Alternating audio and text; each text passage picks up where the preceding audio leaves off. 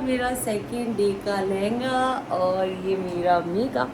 Look at this tattoo, ये हाथ से बनाया हुआ है। मेकअप कंप्लीट हो गया, जूड़ी पहन ली। अब मैं फटाफट जा रही हूँ देवता को खाना खिलाने। यहाँ पे दिशा बैठी है, ये शैलेश भैया मोनिका का मेकअप कर रहे हैं। वहाँ पे आधी ज्वेलरी मेरी बची है अभी पहनने की, बट पहले उसको खाना खिलाती हूँ एंड देन आने के बाद मैं करूँगी। और आज मेरी चोटी देखो कितनी बड़ी कर दी है भैया ने, और ये स्क्रिल्स लगा दी है इन्हीं से। नाइस। आज ये वाला प्रॉप लेने वाली है जो खुद से उसने बनाया है। लुक एट दिस, बहुत बहुत ज़्यादा मेहनत, और ये भैया की भी मेहनत है और मोनिका की भी मेहनत है। दोनों की आइडिया के हिसाब से ये बना है, बहुत बहुत सुंदर लग रहा है। और यहाँ पे कुछ तो बस बाकी है, स्टिकर विकर, वो आ जाएगा। Very beautiful.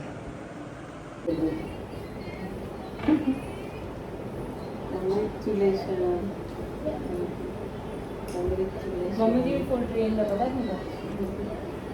हमारे पाँव पड़ गया, पति का आशीर्वाद बहुत जरूरी होता है। दिखाने के लिए मत पढ़ो वीडियो में, दोनों झुके से, दोनों पाँव से टूस।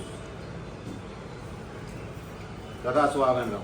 हाय गाइस, तो आपने अभी के 3 क्लिप्स देख लिए होंगे। ये पहले के जो जहाँ पे मम्मी जी हमें गुड़ खिला रही है, उसके पहले मैं रेडी हो रही हूँ और वो सारी चीज़ें। तो सबसे मेन बात ये थी कि कल जब डे 2 था तब हमें बोला गया था कि 7:30 बजे आपको वहाँ पे टच होना है और उसके बाद आपको कॉम्पिटिटर्स को अंदर एंट्री नहीं दी जाएगी। एंड मम्मी जी को पॉसिबल नहीं था कि दिव्यता को इतने जल्दी वहाँ पे लेके आए, बिकॉज़ वो बहुत जल्दी थक जाती थी एंड देन मम्मी जी को जल्दी आना पड़ता था घर पे। इसलिए मम्मी जी और हम लोगों ने प्लान किया कि आप थोड़ा सा लेट आ जाना। तो वो लेट आने वाले थे दिव्यता को लेके। एंड हम लोग अब अगर हम कंपटीशन स्टार्ट करते हैं, हम लोग डांस स्टार्ट करते हैं, तो ऐसा कोई भी नहीं था वहाँ पे जिसके पास हम हमारा फ़ोन हैंड ओवर करें।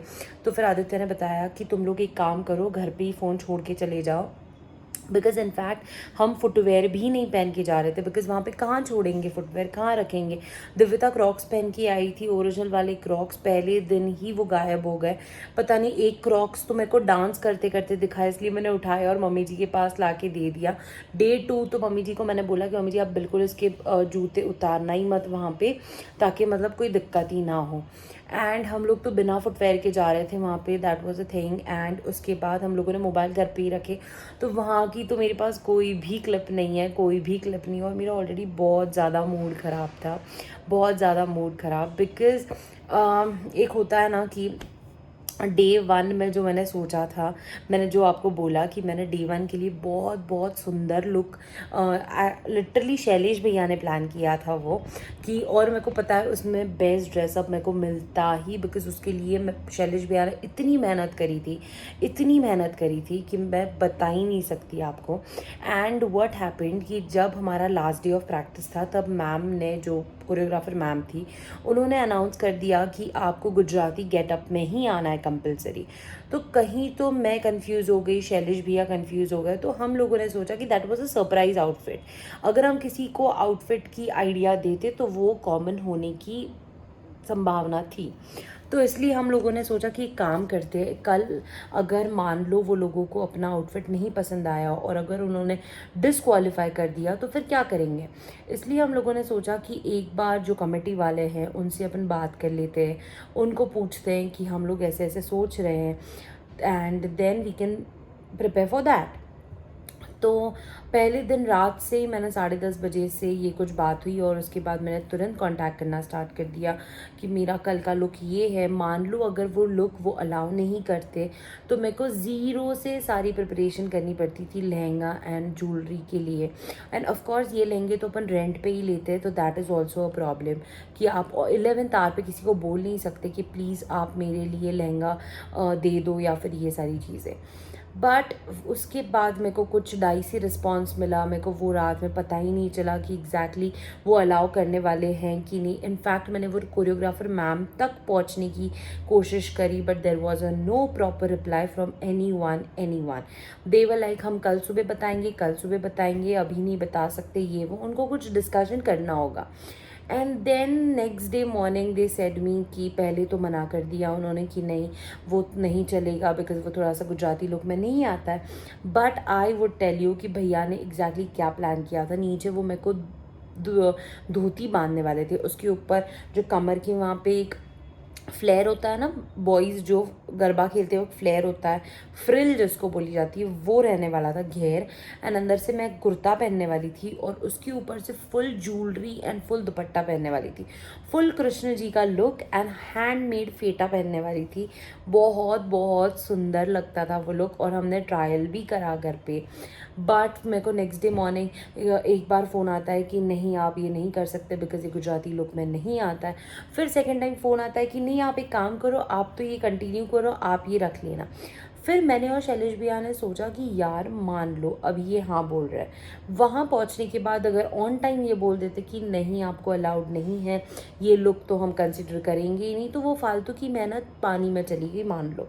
तो उसके बाद हम लोगों ने काम किया, हम लहंगा लेने गए, लहंगा से हमने एक प्रॉप उठाया, वो प्रॉप पहना मैंने, प्रॉपर मेकअप, प्रॉपर गेटअप, सारी चीज़ें करी and then I got the second prize in best dress. तो ये सारी कहानी इसके पीछे थी डे 1 की। एंड डे 1 हम इतने थक गए थे कि पता नहीं, रोज़ प्रैक्टिस तो कर रहे थे पर वहाँ पे बहुत ज़्यादा कंपटीशन है, थोड़ी सी थकान तो होगी, दैट इज़ ऑब्वियस, बट बहुत ड्रेन्ड आउट हो गए थे बिकॉज जो स्टार्ट हो रहा था 8 बजे के आसपास, 8 साढ़े 8 बजे के आसपास, वो ख़त्म हो रहा था 10:30 11 बजे। एंड पूरे टाइम में यू हैव टू डांस, बीच में आपको 5-10 मिनट का रेस्ट मिल रहा है, तो दैट इज़ वेरी डिफ़िकल्ट।